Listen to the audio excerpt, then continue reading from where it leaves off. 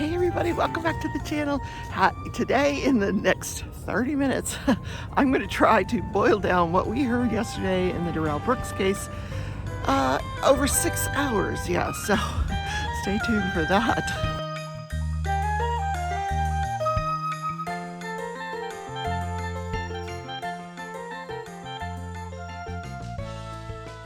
Good morning, everybody. Crafting Journey here. That Journey chick over on Instagram and on my second YouTube channel. The link to that is down in the description. I am known as The Leftovers. It's my reselling channel. So yeah, I'm wearing my banana hat today. Doesn't it look like a banana?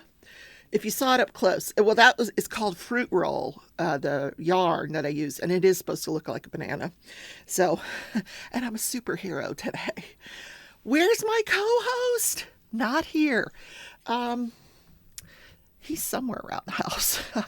He's doing something, I don't know, sleeping, whatever cats do this time of day. He was here earlier. Let me see if I can go find him. Okay, I found him. I don't know if he's going to hang out with us or not. He's thinking about it. He's like, why is this book on my bed, right? Maybe he'll hang out with us. So, yesterday, man, let me just catch my breath. What a day. What a day. So, first, before we get to the Brooks thing, let me just tell you that on the stabbing case, Matthew Terry was found guilty of stabbing his girlfriend to death. So they started the second phase of the trial, which is the penalty phase, so the jury can hear testimony about whether, so they can decide whether he gets life in prison or the death penalty. I guess Sitch is going to join us. And when I tuned in yesterday morning, they were arguing over, here you go, baby. Here you go. Oh, say I'm cold, Mommy. A cold. There you go. Oh, you want to play, huh? Okay. They were arguing over what could come in about the prior bad act. So the prosecution wanted to, and this was a complete surprise to me. Apparently, the victim in this case, Kay Baker, had known the defendant, Matthew Terry, for many years, 20 plus years, and knew all about this thing with Ms. Rogers and the stabbing that occurred with her, and actually appeared as a witness on behalf of Matthew Terry in his trial of the Rogers case, just to say that she trusted him and, you know, she didn't think he did it. So apparently what happened that I didn't know about this prior case was that he claimed self-defense. He was saying that she came at him with the knife and he was defending himself. I'm not buying it. But anyway, that was his claim about the first trial. So he apparently had convinced Kay Baker, his longtime, lifetime friend, that he had been attacked by this woman. And none of it was his fault. None of it was his fault.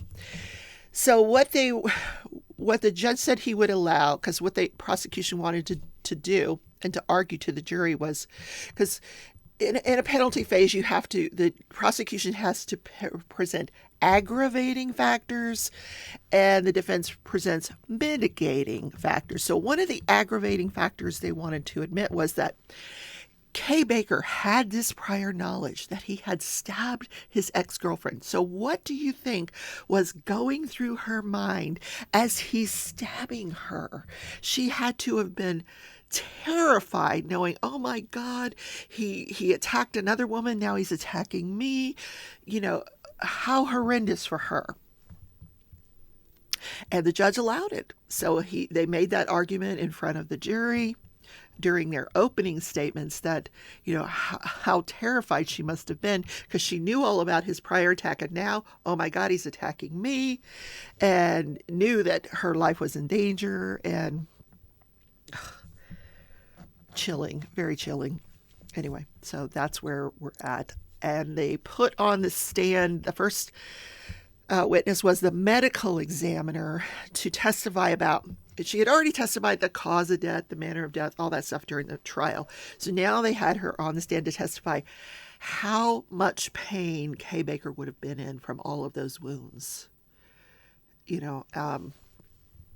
A lot. Let's just say that.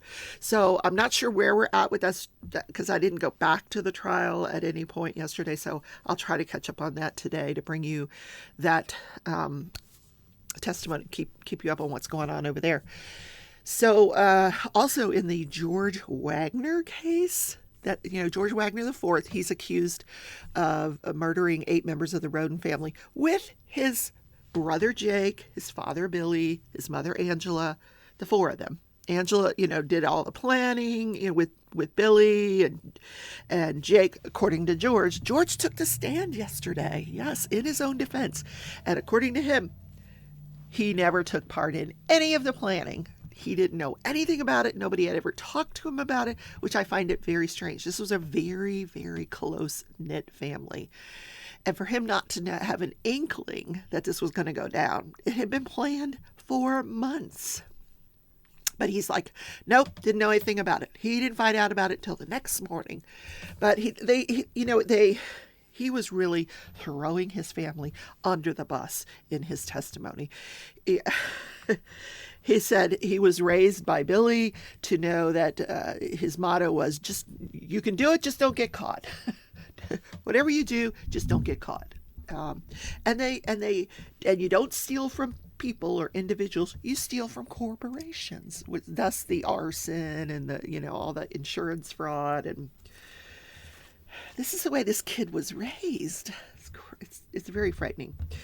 So he talked about his childhood and how he loved hunting, and he grew up as a hunter and he had all these guns.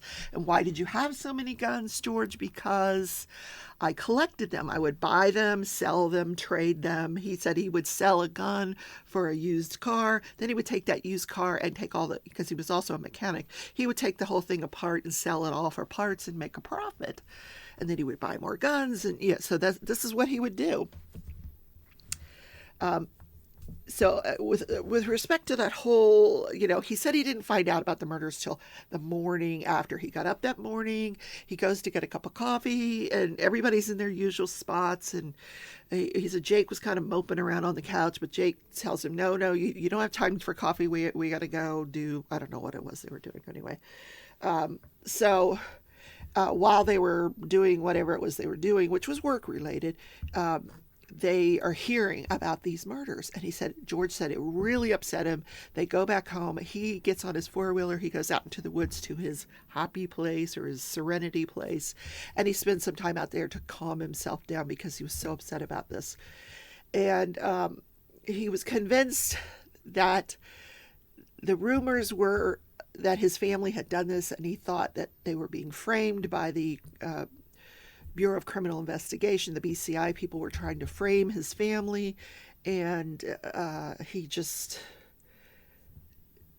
they went to the funerals, he went to the viewings, and never suspected that his family was involved. Never. Just that there were rumors that his family was involved, but he just didn't think that could be possible. And he was asked, well, why you commit fraud and you steal and you sell drugs and guns, and why would you think murder is impossible? He's like, we're not murderers. We steal, but we don't commit murders. So that came, the fact that they were being accused of this came as a shock to him. So they decided to move to Alaska, according to George, because there were so many rumors, and Jake wanted to protect Sophia, which is Jake's daughter by Hannah Mae, who was one of the 8 people that was killed. They wanted to protect Sophia from the rumors, so they decided to move to Alaska. So then what they did was they sold a bunch of stuff. They take a 2-week vacation. They go to Alaska to see if they like it. They end up liking it.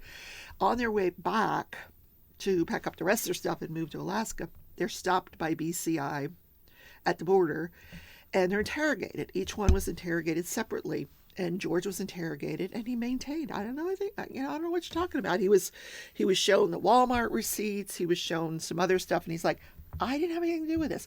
Now, here's the interesting thing. During the trial, we never saw that interrogation. We saw the interrogation of Angela by the BCI agents, but we never saw George's interrogation. Why? Why did we not see that? Did they not film it? Are they afraid that we were going to see him maintaining his innocence? I don't know. So they move to Alaska. He gets a job at a garage. He's making $17 an hour. Him and Jake, and he's towing semis. He's the tow truck driver. And he gets offered another position at a different company for $30 an hour. So he takes it.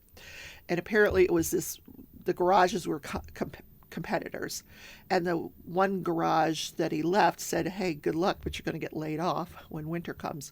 And sure enough, winter comes, he gets laid off. Jake follows him to that other company. They're both working there for a good amount of money, but when winter comes, they both get laid off. He says he couldn't find another job because apparently when winter comes in Alaska, a lot of people get laid off. I did not know this.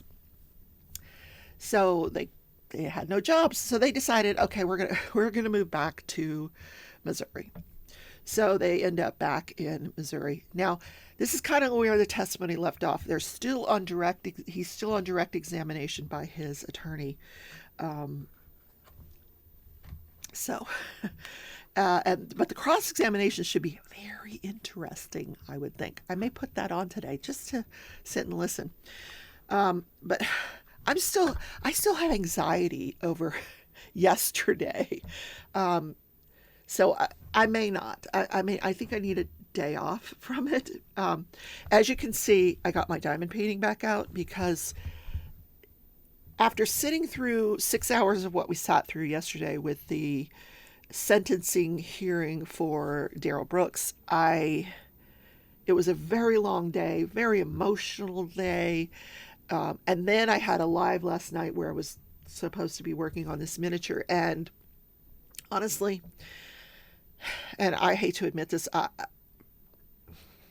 at the point where I'm giving up because after last night, I know I was tired. I probably shouldn't have even looked at it, but I just can't. I can't. It's just causing me more anxiety than I have anxiety. I just can't. It's not.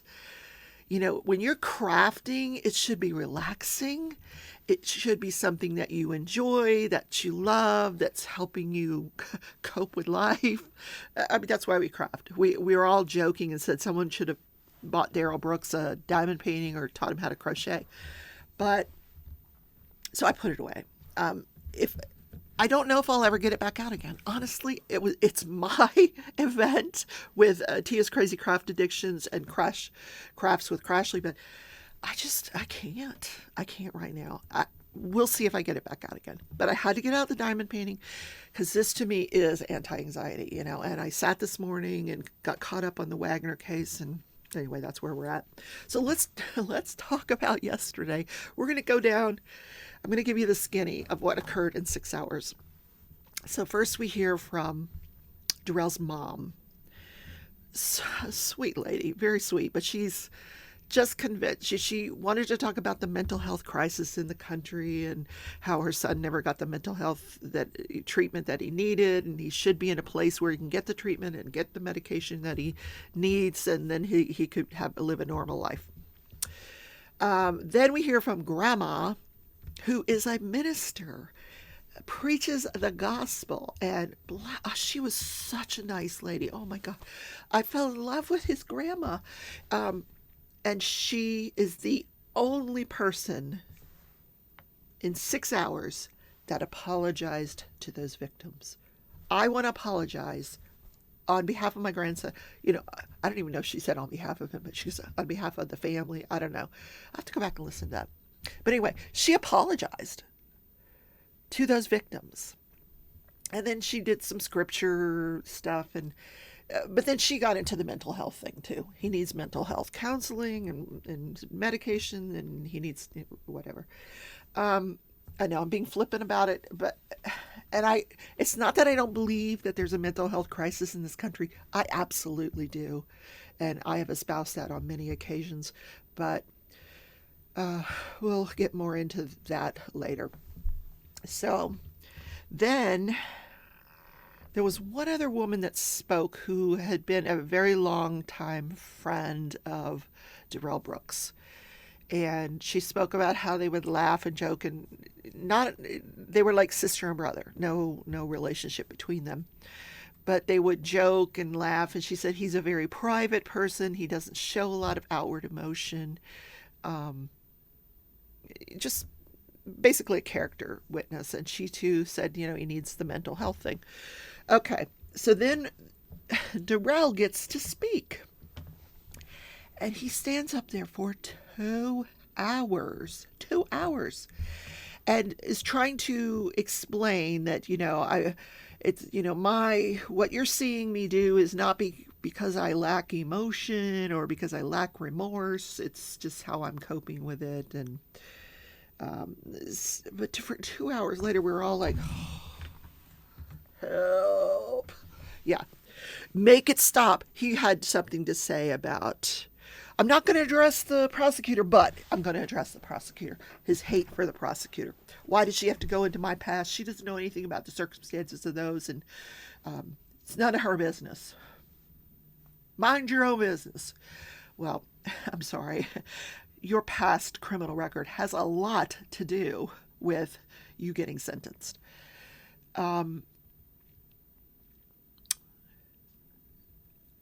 I'm trying to think what he said during these 2 hours, and it's a blur because he was just kind of like, it was sort of like a flight of ideas, like whatever just popped into his head, he would sort of talk about it. Finally, the judge stops him and says, listen, I'm going to be sentencing you, and I need to know what your feelings are about, do you want to, are you want consecutive? How do you feel about all these charges? And he's like, I don't understand the charges. What? What do you mean you don't understand the charges?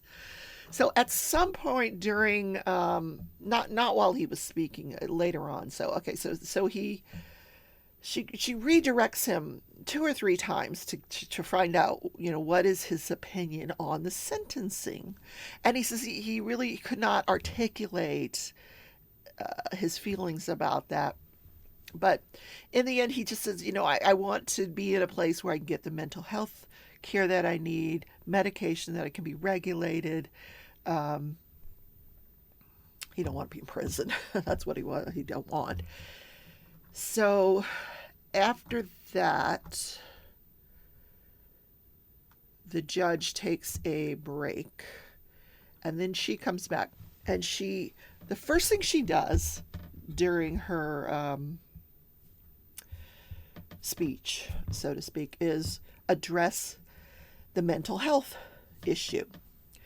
And she said, I understand that his mother and his grandmother are asking for mental health care. I understand that, but he initially pled not guilty by reason of insanity, a mental disease or defect. He was evaluated by 4 different healthcare individuals, psychiatrists, psychologists, and so she read from some of those reports, and that what he's actually suffering from is antisocial behavior. And she read the definition of that, and it's, oppositional defiance. He can't conform his conduct to society, completely describing this guy to a T. Like laws don't apply to him. He can't follow rules. That describes his whole life.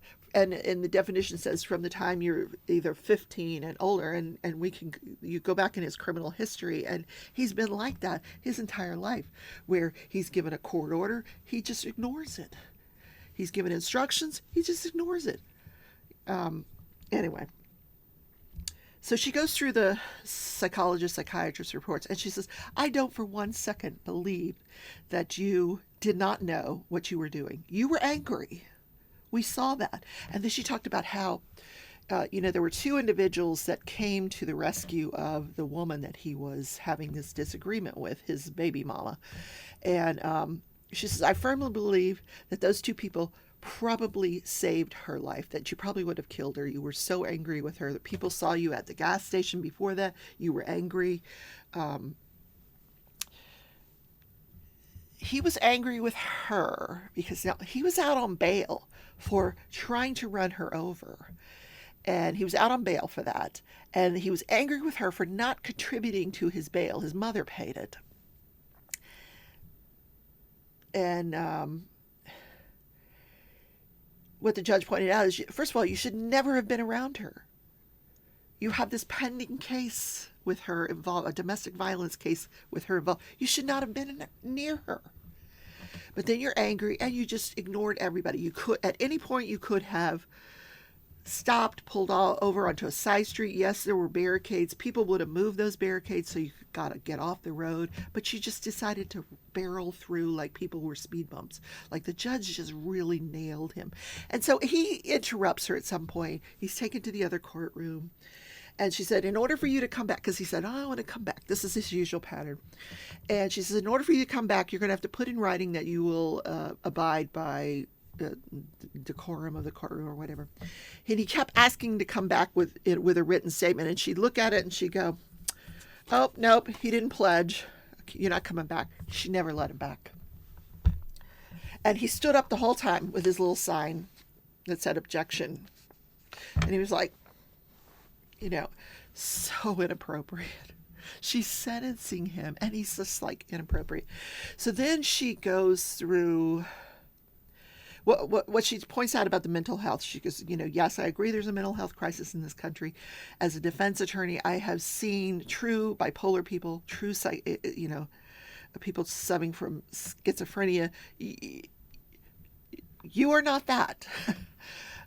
You are, antisocial. Anyway, she said, if you need mental health, you will be in the custody control of the Department of Corrections, and they are tasked with making sure that you get the proper health care that you need. And if you need mental health, they have to provide it to you. There you go. Ask them. Passing the buck. Yay. So she goes through now. I think she must have had an outline in front of her. I don't feel like anything was prepared, but I think she had an outline of all the people that spoke, and she addressed each and every one of them. So it was lengthy. Her speech was lengthy. Then at the end, she sentenced him. Now, I'm going to play a clip of that so that you can see it. It won't take long to get. Well, some of it was lengthy when she starts naming the names of all the other people, but here it is. On counts 1 through 6, this court is imposing a life sentence without the possibility or eligibility for extended supervision consecutive to one another.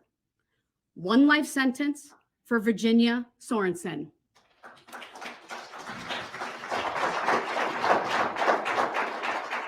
1 life sentence for Leanna Owen.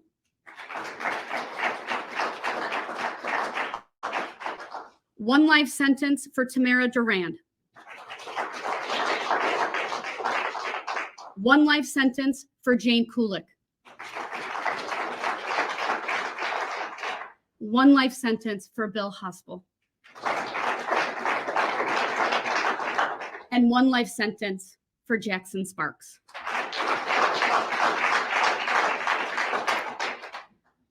I've considered the enhancer and the additional 5 years that I could impose, but I don't need to really order that because I've not made him eligible for extended supervision, and it would only be to increase his time on initial confinement. But make no mistake, Mr. Brooks, you use that vehicle as a battering ram, no different than, frankly, a firearm. On counts 7 through 67, these are 61 counts of first-degree recklessly endangering safety. These charges alone and these convictions without the enhancer carry a maximum of 12.5 years. Because of the enhancer, a total of 17.5 years. And under Wisconsin law, the 5 years is added to the initial term of confinement. So what could be 7.5 years is a maximum of 12.5 years. And I'd ask that everyone no longer show any reaction to the sentence so I can get through this. On counts 7 through 67, on each count, I will impose a total sentence of 17.5 years. 12.5 years of initial confinement, plus 5 years of extended supervision, consecutive to any other sentence that I've imposed here today. That is 762.5 years of initial confinement and 305 years of extended supervision on top of the life sentences that I've imposed. That is 17.5 years, sir, for Nicole White. 17.5 years for Eleanor Anders, 17.5 years for Sasha Catalan Castillo. 17.5 years for Maura Gilchrist. 17.5 years for Justin Gullickson. 17.5 years for Harry Guilfoy. 17.5 years for Aidan Lofgren. 17.5 years for Theo Maza. 17.5 years for Tyler Pudliner.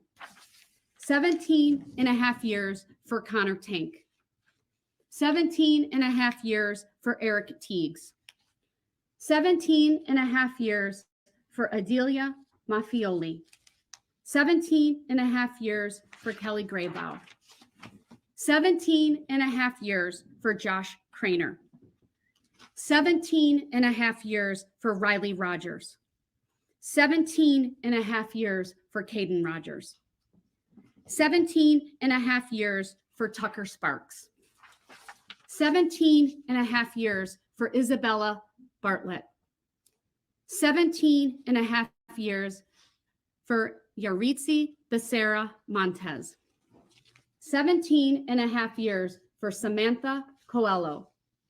17.5 years for Madison Hollingsworth. 17.5 years for Mackenzie Hollingsworth. 17.5 years for Mitchell Lampine. 17.5 years for Kathleen Pielmeyer. 17.5 years for Julia Schleichow. 17.5 years for Olivia Stover. 17.5 years for Jennifer Stover. 17.5 years for Jesselyn Torres. 17.5 years for Alice Urell. 17.5 years for Charlotte Urell. 17.5 years for Vivian Urell. 17.5 years for Grayson Urell. 17.5 years for Lola Hospel. 17.5 years for Tamara Rosentreter. 17.5 years for Betty Strang. 17.5 years for Maria Alvarez Dominguez. 17.5 years for Gregoria Romelia Perez. 17.5 years for Elliot Hallmark. 17.5 years for Benjamin Hallmark. 17.5 years for Patrick Heppy. 7.5 for Lori Locken. 17.5 years for Marisol Lopez Tierras. 17 years for Adair Lopez Rubelar. 17.5 years for Juan Marquez. 17.5 years for David Marquez. 17.5 years for William Mitchell. 17.5 years for Jason Petroff. 17.5 years for Margaret Pachulis. 17 years for Yamilet Perales Alvarez. 17.5 years for Island Perales Alvarez. 17 and a half years for Ashley Perales Alvarez. 17 and a half years for Jose Perales Alvarez. 17 and a half years for Maria Perez. 17 and a half years for Camila Perez Gonzalez. 17 and a half years for Isaac Foglia. 17 and a half years for Deborah Ramirez. 17 and a half years for Charles Green. 17 and a half years for Lily Green. 17 and a half years for Brinley Harris. 17 and a half years for Kelsey Knapp. 17 and a half years for Owen Briciotti. On count 68 through 73, which are the 6 counts of hit and run resulting in death. These are 25-year felonies each. The court will do the following. On count 68, a 25-year total sentence, 15 years of initial confinement, 10 years of extended supervision. This will be concurrent to count 1. Count 69, the same sentence, 25 years total, 15 years of initial confinement, 10 years of extended supervision, concurrent to count 2. Did I say that the right way, the first one? Okay. Count 68 is concurrent to count 1. Count 69 is concurrent to count 2. Count 70, 25 years total, 15 years of initial confinement, 10 years of extended supervision, concurrent to count 3. Count 71, 25 years total, 15 years of initial confinement, 10 years of extended supervision, concurrent to count 4. Count 72, 25-year total, 15 years of initial confinement, 10 years of extended supervision, concurrent to count 5. And on count 73, a 25-year total sentence, 15 years of initial confinement, 10 years of extended supervision, concurrent to count 6. On count 74 and 75, the 2 felony counts of bail jumping, the court is ordering a 6-year sentence total on each count, 3 years of initial confinement, 3 years of extended supervision, consecutive to all other counts, but concurrent with one another. And lastly, but certainly not least, the maximum sentence for the battery to Erica Patterson, 9 months consecutive to any other sentence. To order anything other than what I have done, sir, would be to unduly depreciate the seriousness of these offenses. It is needed, although largely symbolic, given the number of years that I have imposed here today. Oh, okay. Yeah, like I said, it was a little lengthy, but this was the meat of it. Yes, this was the meat of the sentencing. And no reaction from him. None whatsoever. And at the end, she's like, okay, we're done. This case is done. This case. And it's like she took a deep breath. You know, I think everybody in the courtroom took a deep breath. And could you believe the reaction of the victims when she read that verdict? Oh my God. Yeah. So it's over with, except for his appeal. She said, you got 20 days to file an appeal. Anyway. Yay! All right, that is the show for the day. He fell back asleep. This is the time of day where he snoozes. Oh, he's so cute. You're such a sweetheart. Okay, tonight I will be streaming Disney's Dreamlight Valley at 6:30 p.m. Central Time. If you guys want to join me for that, it's a lot of fun. Nothing serious, just, a little fun. It's a Nintendo Switch game, and it's Disney, and it's fun. It's kind of a take on Animal Crossing, sort of similar gameplay, but it involves Disney characters. So check that out, 6:30 p.m. Central. If not, I will see you tomorrow in Crafting and Crime Daily. Have a great day, everybody. Bye.